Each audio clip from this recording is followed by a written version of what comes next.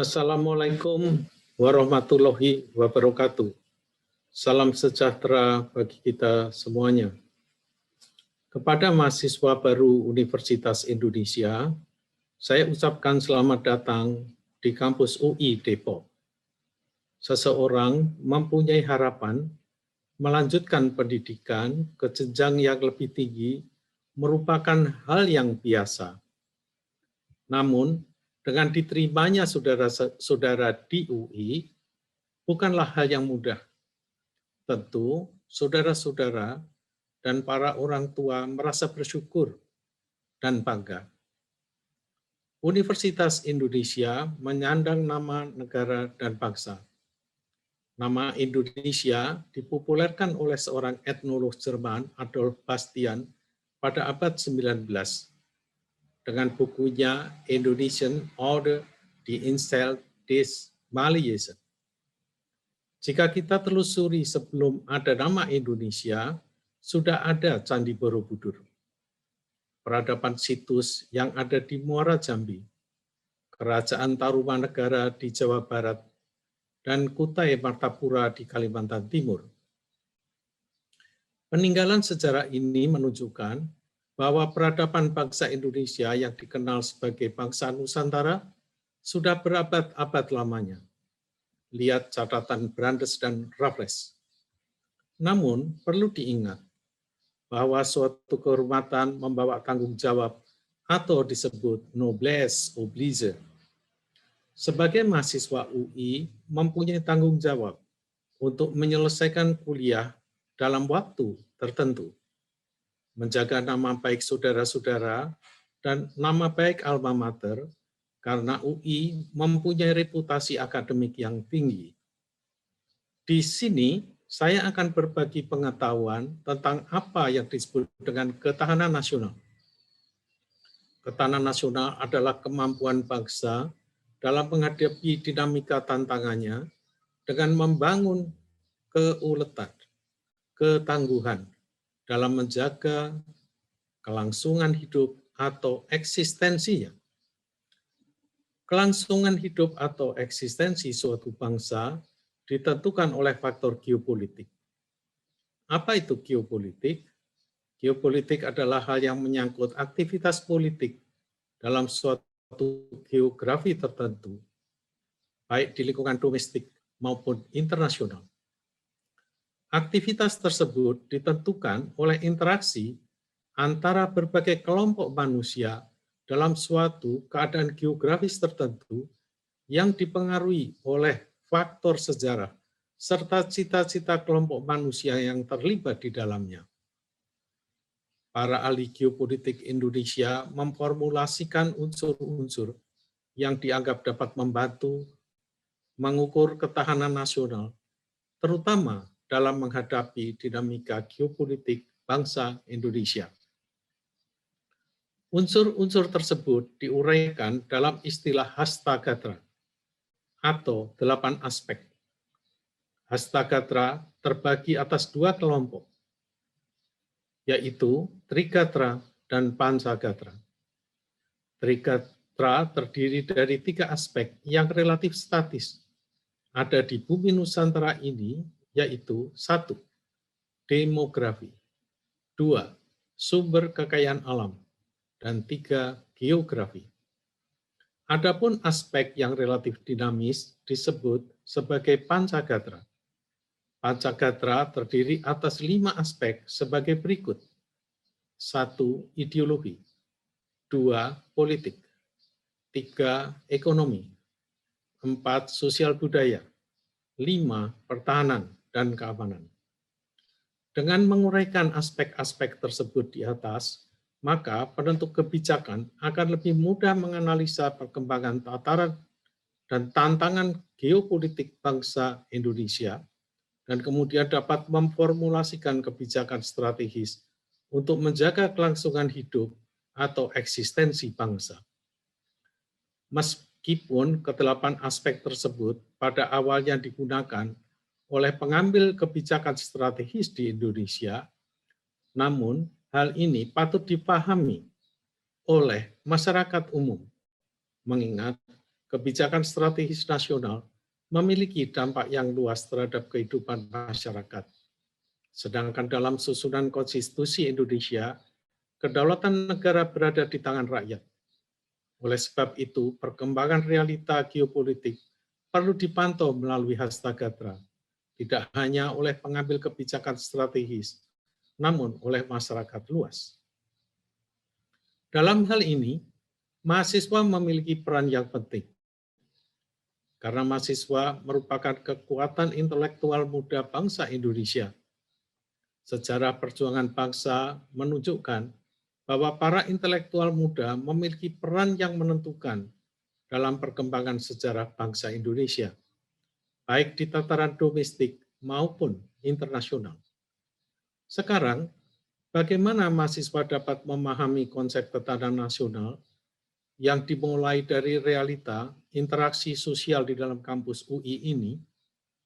Apa yang terjadi di bumi Nusantara ini juga dapat terefleksi di kampus UI. Misalnya, Indonesia secara demografi mempunyai lebih dari 500 suku etnis dengan bahasa yang berbeda, mempunyai heterogenitas budaya dan tingkat intelektual yang beragam, sehingga dalam menyelesaikan masalah lebih mengutamakan musyawarah untuk mufakat. Setiap individu di Indonesia tidak dibenarkan melakukan perbuatan yang menimbulkan konflik sosial berakibat kekacauan suku, agama, ras, dan antar golongan atau SARA. Mahasiswa harus saling menghargai satu sama lain agar terjalin kerukunan dan persatuan. Kita wajib bersyukur hidup di bumi Indonesia dengan ragam budaya dan berideologi Pancasila. Dalam berkehidupan berbangsa dan bernegara, kita mempunyai semboyan Bhinneka Tunggal Ika. Walaupun berbeda-beda, tapi satu juga. Mengapa lagu kebangsaan Indonesia Raya hampir selalu dinyanyikan bersama? Dalam acara-acara kenegaraan atau acara resmi lainnya? Karena menyanyikan lagu kebangsaan secara bersama dapat membangkitkan semangat persatuan dan kesatuan bangsa. Ada ratusan bahasa di Papua dari berbagai suku yang berbeda. Mereka menjunjung tinggi bahasa Indonesia dalam menjalin persatuan. Mahasiswa UI datang dari berbagai suku dan daerah. Ada yang datang dari Jawa dan dari luar Jawa. Masing-masing mempunyai cara pandang dan kebiasaan yang berbeda. Bahkan sama-sama berasal dari Pulau Jawa pun bisa berbeda. Misalnya, antara seorang berasal dan dibesarkan di Jakarta dengan yang berasal dari suatu daerah di Gunung Kidul dapat berbeda dalam melihat perspektif ekonomi dan sosial budaya dalam konteks ketahanan nasional. Dalam perspektif menerima turis domestik dan turis mancanegara, antara mahasiswa yang berasal dari Bali dan Maluku tentu berbeda secara kultur maupun adaptasinya. Mahasiswa dari Bali mengandalkan karya seni budayanya, sedang mahasiswa dari Maluku mengandalkan wisata keindahan laut, termasuk keragaman hayati dan seni tarik suaranya. Perlu diketahui bahwa 93% wilayah Maluku adalah lautan dan hanya 7% daratan. Secara geografis, Pulau Jawa di daerah Jawa Barat, khususnya Bogor, mempunyai curah hujan lebih tinggi dibandingkan di daerah Jawa Timur, khususnya Pulau Madura. Sehingga pola cocok tanamnya masyarakat di Jawa Barat berbeda dibandingkan masyarakat di Madura. Faktor geografi dapat mempengaruhi perilaku penduduknya. Di Kepulauan Nusantara ini dikenal dengan banyaknya gunung berapi. Bahkan disebutkan 83% volcano aktif dunia berada di Indonesia. Pada abad 19 terjadi erupsi dahsyat dari Gunung Krakatau dan Gunung Tambora yang ditulis oleh sejarawan Eropa. Erupsi Gunung Merapi terjadi setiap 5 sampai 15 tahun sekali. Erupsi ini membawa kerugian, namun di sisi lain membawa keberuntungan. Air bersih di Papua sangat melimpah karena curah hujan tinggi, hutan dan gunungnya masih lebat, medannya relatif sulit dilalui kendaraan, kebanyakan lahan tanahnya berkontur terjal dan keras, sehingga ada kerawanan tanah longsor yang masif. Papua mempunyai sungai yang besar bernama Membramo, yang sangat potensial, sehingga dapat dikembangkan pembangkit listrik tenaga air atau PLTA. Papua dan Maluku bisa dijadikan jantung sumber kekayaan alam yang berkelanjutan. Di Kalimantan dan Sumatera banyak tanah gambut, suatu tanah organik lunak yang sulit dibangun. Misalnya, untuk konstruksi bangunan dan jalan raya, diperlukan perbaikan atau rekayasa konstruksi yang kompleks. Namun di sisi lain, gambut mudah terbakar, dapat menjadi sumber energi alternatif. Bahkan di Sumatera Selatan, di daerah gambut, dapat ditanami buah nanas. Gempa tektonik pada bulan Desember 2004 yang mengakibatkan tsunami di Aceh menunjukkan bahwa Indonesia dikelilingi cincin api bencana. Di sisi lain, justru di daerah gempa tersebut ditemukan sumber mineral yang melimpah.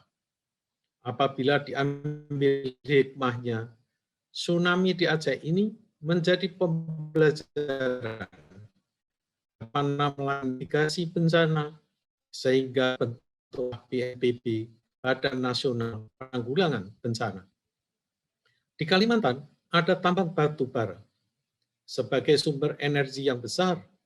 Di Sulawesi banyak ditemukan tambang mineral logam nikel sebagai mineral logam vital untuk membuat baja, stainless steel, bahan campuran uang logam, serta bahan baku baterai listrik.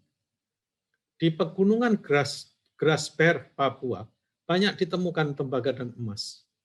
Sumber kekayaan alam Indonesia harus dikelola oleh putra-putri Indonesia yang cerdas dan berbudi pekerti luhur. Sebab bila sumber kekayaan alam Indonesia tidak dikelola dengan baik dan benar, dapat menjadi malapetaka atau sumber kekacauan.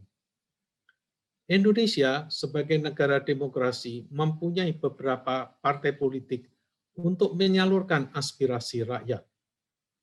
Mahasiswa UI dapat menyampaikan sumbersaran dan aspirasinya melalui Badan Eksekutif Mahasiswa atau BEM, dan dapat pula menyalurkan kegiatan non-akademiknya melalui unit kegiatan mahasiswa atau UKM. Pertumbuhan ekonomi yang direncanakan perlu memperhatikan keputusan politik untuk menjaga nilai-nilai budaya, sehingga tidak menimbulkan kesenjangan sosial yang dapat mengganggu pertahanan dan keamanan negara. Bangsa kita terdiri dari berbagai suku, agama, golongan, dan ras. Terdapat aneka ragam karya seni tari, karya seni musik, dan karya seni budaya. Coba perhatikan gamelan Jawa atau Bali yang menganut nada pentatonis, sedangkan angklung dan kulintang seperti musik barat yang menganut nada diatonis. Selain itu, kita mempunyai berbagai karya seni budaya, yaitu wayang orang, wayang kulit, wayang golek, dan lain sebagainya. Bahkan pertunjukan kesenian tradisional di kampus UI sangat digemari oleh mahasiswa mancanegara. Di kampus UI ada pusat kegiatan mahasiswa atau Puskiwa, lapangan olahraga dan stadion untuk mendukung kegiatan non-akademik, penyalur hobi mahasiswa, sehingga prestasi mereka mengharumkan nama UI di tingkat nasional maupun internasional. Kampus UI masuk UI Green Metric World yang merupakan inovasi internasional dalam melestarikan lingkungan hidup. Jika analog geografi Indonesia merupakan bagian dari ketahanan nasional diproyeksikan ke kampus UI Depok yang memiliki danau dan hutan kota sebagai miniatur Indonesia ada nilai identik. Kampus UI diresmikan tahun 1987. Danau Kenanga sudah ada, kemudian ditambah 5 danau buatan lainnya. Silahkan googling nama-namanya.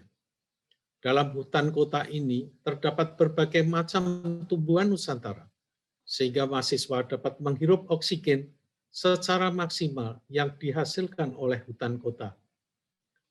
Danau dan hutan kota ini dapat berkontribusi menyangga perubahan iklim atau climate change karena bisa mengurangi emisi karbon dan menyimpan air tanah. Di salah satu danau ada jembatan Texas, teknik sastra, terbuat dari konstruksi baja yang menghubungkan antara Fakultas Teknik dan Fakultas Ilmu Budaya, agar antara mahasiswa hard science dan soft science dapat berinteraksi dan bersinergi. Kegiatan akademis dan non-akademis ini sebagai bagian integral direfleksikan di kampus UI Depok yang luas, indah, dan hijau, dengan berbagai gedung bercirikan arsitektur Indonesia. Di samping itu, juga terdapat laboratorium canggih, perpustakaan yang indah, terletak di pinggir Danau Kenanga, alat transportasi di dalam dan di luar kampus, adanya kereta rel listrik atau KRL, bus Transjakarta, dan lain-lain. Semua sarana dan prasarana tersebut sebagai pendukung ketahanan mahasiswa UI.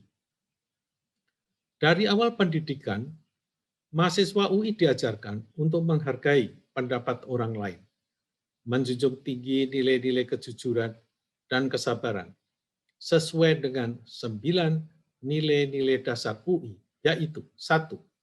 Kejujuran, 2. Keadilan, 3. Keterpercayaan, 4. Kemartabatan, 5. Tanggung jawab dan akuntabilitas, 6. Kebersamaan, 7. Keterbukaan, 8. Kebebasan akademik, 9. Kepatuhan kepada aturan. Dengan demikian, mahasiswa UI diharapkan dapat menghindari pelanggaran keutamaan, kesusilaan, dan keadilan. Bagaimana cara mahasiswa UI dapat menjaga ketahanan nasional di dalam hubungan kehidupan kampus?